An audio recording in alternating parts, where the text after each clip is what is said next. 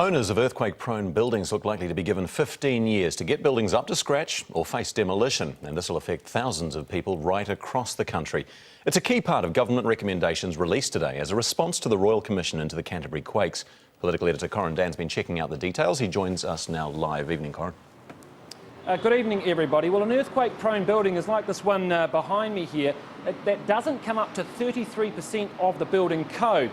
Now, if there is any good news in this story, I suppose it's for owners of these types of buildings. They won't have to go higher than 33%. The Royal Commission and the government both satisfied that that is a, well, relatively safe mark.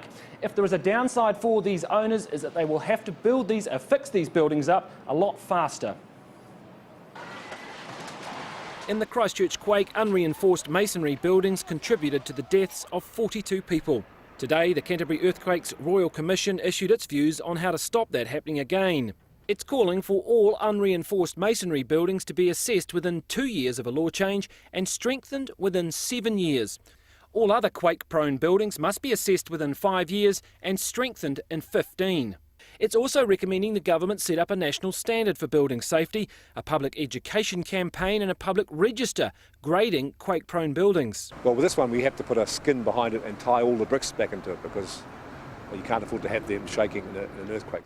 Ian Castles will have to spend $600,000 strengthening this Wellington building, and he's far from alone. As many as 25,000 buildings may not meet earthquake standards. It is pretty important that we get this right. We owe it to the 42 people who died outside of CTV and the PGC building. However, the government must also consider the multi-billion-dollar cost of repairs and a shortage of engineers.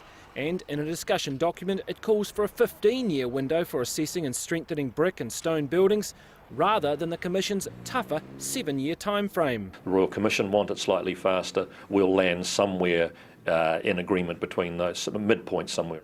The property industry's okay with the timing, but says the government needs to help owners do the work. If you do it, you can't claim it, for example, in forms of depreciation. That was removed from commercial property a couple of years ago. We're talking to ministers about some possible changes there. While not ruling out tax incentives, the government appears to be hoping market forces will be enough to encourage building owners to get the work done. All right, Corin, how realistic, though, is it for building owners to get this work done in 15 years? Well, I think it's going to be tough for some, no doubt about it. I've certainly covered this story up in Whanganui and Fielding, towns like this which have a lot of historic buildings that barely meet 5% of code, let alone 33. And so for owners of those buildings, it probably is going to be difficult, but it is something that has to be done. Just to put this in context, of course, the government is trying to make a balance here. Now, if it was to have raised the code, as some wanted, to 67% of building standards, that would have cost around $12.2 billion.